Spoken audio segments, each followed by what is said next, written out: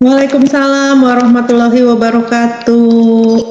Dulu saya jadi lumayan ini ya, apa lika-liku spiritual saya ini. Jadi karena saya terlahir di keluarga mama saya kan dan papa saya itu masih ada keturunan darah Tionghoa ya. Jadi tapi saya sudah lahir di Jakarta gitu. Papa saya juga lahir di Jakarta.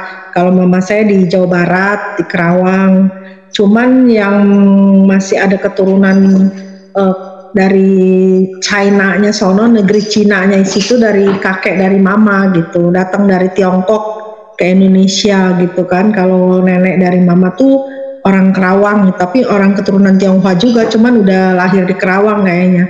Nah, terus saya dibesarkan karena keluarga saya keturunan Tionghoa, jadi kan saya itu mama papa saya Konghucu ya. Waktu itu mama saya masih Konghucu, cuman belakangan dia pindah Buddha Jepang kalau mama saya. Nah, saya disekolahkan di sekolahan mayoritas tuh Buddha gitu. Sekolahan itu tuh mayoritas muridnya Buddha, tapi ada juga yang Islam satu orang. Terus yang Kristen juga ada lah beberapa orang, tapi mayoritas Buddha. Jadi karena saya disekolahkan di sekolah Buddha, jadi saya mengikuti pelajaran agama Buddha ya. Cuman waktu itu ikut ke wihara juga, wihara. Terus cuman pas lagi ibadah gitu, saya kadang-kadang suka memperhatikan kok kayaknya saya ini ngapain gitu ya, banyak patung-patung gitu. Apa sih yang saya sembah gitu. Cuman karena waktu itu masih kecil, nggak terlalu fokus agama lah, maksudnya ya udahlah ikut-ikut aja gitu. Toh saya nggak terlalu mentingin agama juga karena masih kecil kan. Itu waktu SMP gitu, SD SMP nggak terlalu fokus ke agama lah, sekedar ikut-ikut aja. Nah pas udah mulai SMA, saya waktu itu masih Buddha kan, masih di sekolahan Buddha itu juga kan. SMA teman saya itu sebangku sama saya itu dia bilang katanya, gue lagi belajar Alkitab loh katanya gitu, sama Cici, dia bilangnya sama Cici, padahal mah bukannya orang Chinese, bukan orang Batak, cuman dia karena putih dia pikir orang Cina kan. Sama Cici katanya, belajar Alkitab apa, yuk ikut yuk, gak bayar kok kata dia gitu. Saya kan gak tahu tentang Alkitab tadinya kan, tentang Bible gitu. Nah terus saya di rumah dia tuh, nah dia belajar, ternyata saya tahu mereka itu ternyata saksi-saksi Yehova gitu. Dan di situ saya mulai tahu tentang Yesus, tentang Allah yang namanya YHWH atau Yahweh. Itu tuh pada saya belajar jadi dengan saksi-saksi Yehova itu gitu. Nah jadinya di situ saya tahu ternyata Allah Yahweh ini, Yehova ini mengutus anaknya yang bernama Yesus ke bumi untuk menjadi juru selamat, karena dia kan konsep penebusan juga ya kalau saksi Yehova ya. Jadi menebus dosa karena perbuatan Adam yang dulu ikut istrinya makan buah terlarang kan, jadi kesempurnaan manusia itu hilang karena perbuatan Adam. Nah jadi Yesus ini diutus untuk menebus dosa yang dilakukan oleh Adam gitu loh. Nah jadi karena dulu kan Adam itu sempurna, jatuh dalam dosa. Jadi harus ada satu manusia yang sempurna tapi tidak jatuh dalam dosa, harus mati gitu. Dan manusia ini yang paling cocok ini ya cuma Yesus gitu. Jadi Allah Yehova ini mengutus Yesus untuk menjadi menebus dosa Adam gitu. Jadi manusia sempurna satu, Adam kan berbuat dosa, hukumannya mati. Nah harus ada satu manusia sempurna lagi, Yesus gitu. Dia nggak berbuat dosa tapi dia harus mati gitu loh, biar balance gitu loh. Kalau menurut mereka begitu ya, doktrin mereka tuh begitu. Jadi saya, oh ya logik lah ya, masuk di akal saya gitu. Jadi saya zaman dulu masuk akal gitu ya Umi ya. Iya karena saya ya kan belum tahu Islam, jadi saya masih menganggap saksi Yehova itu yang paling benar lah gitu ya. Udah gitu kan karena ke satu nggak menuhankan Yesus ya kan.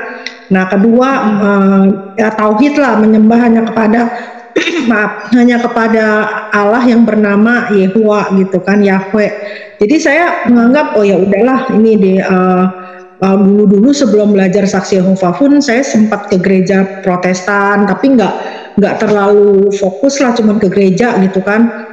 Ikut katekisasi lah ada sekali dua kali, tapi saya nggak ikut lagi karena saya merasa kok kayaknya gini sih, masa Tuhan tuh ada tiga gitu, kayaknya nggak masuk di akal gitu ya menurut saya.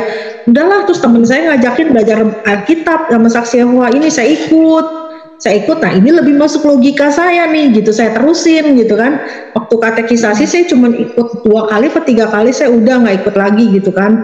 Nah sebelum ikut Saksi Yehova saya juga sempat diajak-ajak temen saya lah yang Pantekosta lah, yuk ke gereja gue yuk gini gitu kan. Ke gereja gue tuh ada agak karismatik gitu, wah itu mah udah heboh banget gitu ya, teriak-teriak Yesus gitu, wah kayaknya heboh gitu. Saya bilang ini apaan gitu ya, kok kayaknya ramai banget gitu ya, kan kalau GKI kan sepi ya, kalau GKI kan diem gitu kan. Nah begitu ke Pantai Kosta saya shock gitu loh, ini apaan ini ibadah kayak begini teriak-teriak gitu. Nah itu cuman ada berapa kali saya ikut, terus pernah juga ke gereja Katolik, dan itu dalam pencarian saya lah, karena menurut saya waktu itu kan Buddha tuh udah nggak masuk logika banget gitu ya, nyembah-nyembah patung gitu ya. Saya pikir ya mungkin Kristen yang lebih inilah, yang lebih masuk di logika saya, ternyata kan Protestan enggak, Pantai Kosta pun saya enggak, kayaknya gimana sih, kayaknya rusuh gitu ya ibadahnya ya, dan juga masih Tritunggal juga kan. Nah terus Katolik juga sempat ikut-ikut juga masuk ke gereja Katolik. Nah yang terakhir ini nih Saksi Yehova ini yang menurut saya ini nah lebih serak di hati saya gitu loh. Kenapa? Karena mereka kan kekeluargaan juga ya, persaudaraan gitu kan. Kalau lagi berhimpun tuh orangnya baik-baik, ramah-ramah, terus saling bantu-membantu gitu. Kalau ada perhimpunan, ada acara, mereka gotong royong bersih-bersihin, rapi-rapihin gitu kan. Pokoknya orangnya kekeluargaan lah mereka. Terus kayaknya ajarannya juga masuk di akal saya. Jadi saya paling lama itu belajar ya di Saksi Yehova itu. Jadi sampai saya dibaptis gitu ya, udah berapa tahun gitu saya belajar. Sempat vakum juga waktu itu karena ada kesibukan saya nggak belajar dulu, terus saya disamper-samperin terus tuh. Akhirnya saya belajar lagi sampai dibaptis, udah dibaptis ya udah saya akhirnya disuruh ikut-ikut mereka gitu, menginjil gitu ke rumah-rumah, kan mereka bilangnya mengabar gitu ya, ikut mengabar dari rumah ke rumah kayak gitu.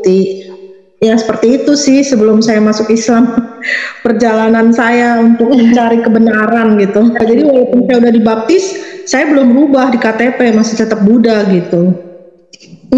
Jadi gini ya, jadi waktu itu kan saya udah, sebelum saya memeluk Islam gitu ya, saya udah sempat vakum dulu di Saksi Yehova gitu, karena mereka itu terlalu apa ya, menurut saya terlalu otoriter gitu loh. Jadi mereka itu terlalu gimana ya, membatasi pergaulan gitu. Kalau itu kan saya sempat dekat dengan punya sahabat dekat lah ya, masa bukan Saksi Yehova.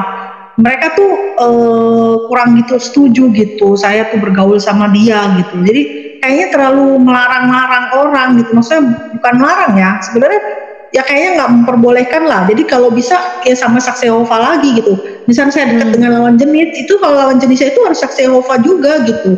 Walaupun saya belum berpacaran gitu misalkan sama dia menganggap itu, takutnya nanti saya jadi sampai pacaran sama itu orang kan bisa bahaya mungkin kalau bukan Saksi Yehova, takutnya saya nanti murtad kali gitu kan.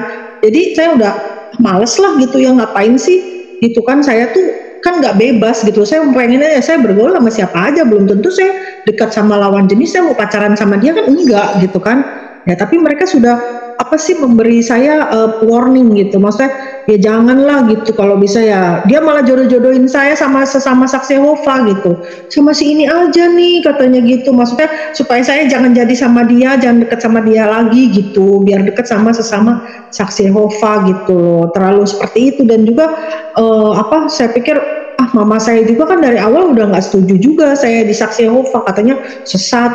Saya lihat kok kayaknya gitu. Saya udah sempat vakum tuh, saya udah mulai menjauh lah dari mereka gitu ya. Nah mesti samperin terus saya ke rumah gitu. Kenapa katanya, dulu kan saya namanya Frida ya, dulu kenapa Frida gitu kan, kamu nggak mau belajar lagi. Jadi saya menjauh gitu dari mereka gitu. Jadi nah ketika saya menjauh itu, teman-teman saya kan memang kebetulan banyak yang muslim juga gitu. Mereka itu sempat nanya saya, kenapa lu kok udah nggak berhimpun atau apa. Cuma saya kan enggak lah, gue lagi malas gitu kan, saya paling ngomong gitu kan. Cuman mereka juga ya nggak menganjurkan saya untuk udah masuk Islam aja, enggak sih. Cuman ya dari saya lihat dari mereka itu kan baik gitu ya sama saya ya, teman-teman saya muslim. Terus ada yang suka ngirim-ngirim link gitu di WhatsApp saya, link-link video dokter Zakir Naik. Cuma saya nggak lihat waktu itu apaan sih ini gitu kan, nggak lihat gitu. Ya udah lu lihat aja, males gue kan gitu, saya nggak mau lihat. Tapi lama-lama dia suka ngirim-ngirim link terus, bagus nih, coba nih lu nonton nih gitu, nanti lu kan dulu kan saksi Yehova, lu pasti ini deh katanya, ini kan diskusi, ini mah bukannya apa, ini mah diskusi orang Kristen sama yang agama lain, kata dia gitu. Saya bilang, oh saya pikir cobalah saya buka gitu. Saya nonton, saya malah jadi kayaknya terlalu meresapi gitu ya, kayaknya sampai wah kayaknya bener-bener oh ternyata gitu ya, saya pikir saksi Yehova yang paling bener, ternyata enggak gitu kan, ada lagi nih ya kan, ternyata tuh bukan saksi Yehova, ternyata Islam gitu kan.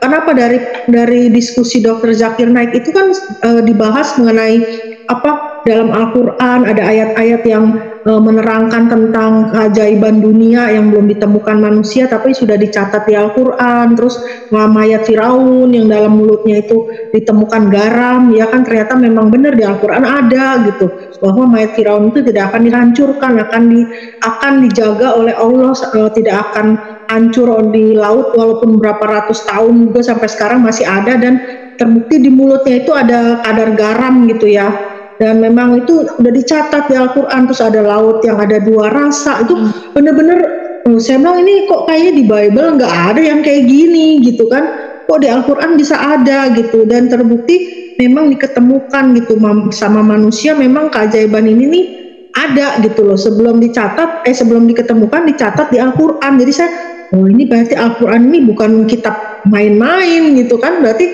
ini berarti yang mencatat ini bukan manusia gitu, berarti berasal bukan dari manusia tapi dari Sang Pencipta gitu. Berarti menurut saya, oh Bible berarti bukan dari Tuhan dong kalau gitu ya kan, kok kayaknya nggak ada yang kayak gini-gini gitu. Terus dari keterangan Dr. Zakir Naik juga kan beliau sudah membandingkan semua kitab suci gitu, dan ternyata yang nggak ada kontradiksi itu cuman Al-Quran gitu kan, karena memang dari firman dari Tuhan dan sudah dikunci gitu, istilahnya udah nggak bisa ditambahi, nggak bisa dikurangi gitu, walaupun hanya satu ayat, karena kan original teks kan, jadi udah nggak bisa. Kalau kitab suci lain kan bukan original teksnya ya kan, dari bahasa Ibrani udah diterjemahkan, dari bahasa Yunani diterjemahkan lagi ya kan. Nah, ada kitab suci Buddha juga begitu kan. Kalau Al-Quran kan memang bahasa aslinya gitu loh, jadinya murni gitu, nggak bisa di otak-atik manusia, dan juga banyak penghafal Al-Quran kan, nggak bisa kita mau nambahi. Ntar penghafal Al-Quran kan otomatis tahu, wah ini nggak ada ayat ini gitu, kenapa bisa ada gitu. Jadi kan memang Allah sudah menjaga gitu kan. Dalam Al-Quran sendiri kan tertulis kan bahwa Allah akan menjaganya gitu loh. Allah yang menurunkan, Allah yang menjaganya. Jadi dari situ saya berpikir keras gitu, oh ternyata saya selama ini salah ya, saya pikir tuh saksi Yehova itu yang udah paling bener lah gitu kan, oh ternyata enggak gitu, ternyata tuh Islam gitu kan. Dan juga dikatakan di Al-Quran sendiri kan, di surat Ali Imran 19 itu kan, agama itu di sisi Allah tuh hanya Islam, berarti yang lain ya bukan agama yang berasal dari Allah gitu kan. Dari situ saya yakin, oh iya berarti pilihan saya selama ini tuh salah gitu, kenapa saya baru tahu Islam tuh sekarang gitu. Saya kan orangnya termasuk yang religius gitu ya, jadi kalau saya tuh maunya tuh sungguh-sungguh. Ketika saya belajar saksi Yehova, saya pun sungguh-sungguh. Saya pun kalau saya pingin, ketika saya berdoa itu saya yakin saya berdoa kepada Sang Pencipta yang benar gitu loh. Jadi bukan Sang Pencipta yang salah gitu, bukan Sang Pencipta yang bukan tertuju kepada yang benar, maksudnya misalkan kepada iblis atau kepada siapa. Jadi ketika saya berdoa, saya maunya ini benar nggak nih saya berdoa kepada Sang Pencipta yang menciptakan saya gitu. Jadi kalau dulu kan dalam nama Bapa, Putra, dan Roh Kudus gitu ya, kok kayaknya ada 3, tapi ketika kepada Allah Yehuwa, nah ini saya yakin nih, karena saya tertuju kepada Allah Yehuwa, Allah yang namanya Yehuwa, saya udah yakin nih udah benar. Tapi di kitab sucinya nggak benar gitu kan, yang benar tuh ya Al-Quran gitu loh. Nah sesuai dengan Al-Quran, siapa Sang Pencipta? Ya Allah, bukan Allah yang namanya Yehuwa itu, bukan Tuhan yang namanya Yehuwa, tapi Allah gitu kan. Oh ya berarti saya salah selama ini berdoanya bukan kepada Allah tapi kepada Allah Yehuwa gitu loh. Nah saya kalau orangnya tuh maunya tuh merasa yakin ketika saya beribadah, saya tertuju kepada Sang Pencipta saya gitu loh. Saya takutnya salah alamat, doa saya tuh takutnya bukan saya tujukan kepada Sang Pencipta tapi kepada siapa nih gitu loh. Jadi kan Allah pun gak tidur, Allah tuh melihat gitu loh. Siapa yang menjolimi hambanya, Allah tuh melihat gitu loh. Jadi nggak tidur, Allah itu bekerja gitu. Bahkan Allah tidak pernah tidur, kita aja masih tidur. Allah itu nggak tidur gitu loh, sibuk gitu loh. Jadi makanya saya tuh ya udahlah serahin aja sama Allah gitu kan. Gitu lah, lebih berserah diri lah gitu. Dulu malah saya waktu jadi saksi Yehova saya sering mimpi loh. Iya, waktu jadi saksi Yehova saya mimpinya kan dulu kan kalau saksi Yehova tuh percayanya Armageddon ya, Armageddon itu kiamat. Jadi saya sering mimpi kayak mau kiamat gitu loh, bukti. Jadi kayaknya wah orang pada panik melihat ke atas, wah ada apa tuh? Itu kayaknya Yesus tuh mau turun gitu kan. Kayaknya wah mau kiamat ini, pada panik gitu. Saya kayaknya ini atau mau kiamat, tapi begitu aja. Jadi tapi pas jadi Muslim saya nggak pernah dapat mimpi, malah seringnya mimpinya tuh kayak mau kiamat gitu dulu waktu masih jadi saksi Yehova. Jadi itu kayak ada pasukan kuda gitu dari langit gitu di awan tuh kayaknya mau turun gitu kan, mimpinya kayak gitu. Kayak orang panik gitu, kayak Yesus mau turun dari langit gitu. Terus kayaknya kayak wah pokoknya gitulah. Tapi nggak ada sih, saya waktu masuk Islam nggak ada mimpi-mimpi. Kalau menurut saya kalau yang dapat mimpi-mimpi itu mah gimana ya, boleh dibilang berarti kayak tetangga sebelah dong itu, kayak RT 16 gitu kan. Murtadin katanya kan dapat mimpi gitu kan, terus jadi masuk dari Islam pindah ke Kristen. Kalau saya mah enggak sih, justru kebanyakan mualaf-mualaf itu yang masuk Islam itu justru bukan karena mimpi, karena penyelidikannya tentang kitab suci gitu loh. Justru karena dia tuh ingin menyelidiki bahwa memang Al-Quran ini memang yang dijaga keotentikannya gitu loh, terjaga gitu loh. Jadi bukan berdasarkan dari mimpi, karena logikanya itu bekerja gitu, akal sehatnya tuh jalan gitu loh.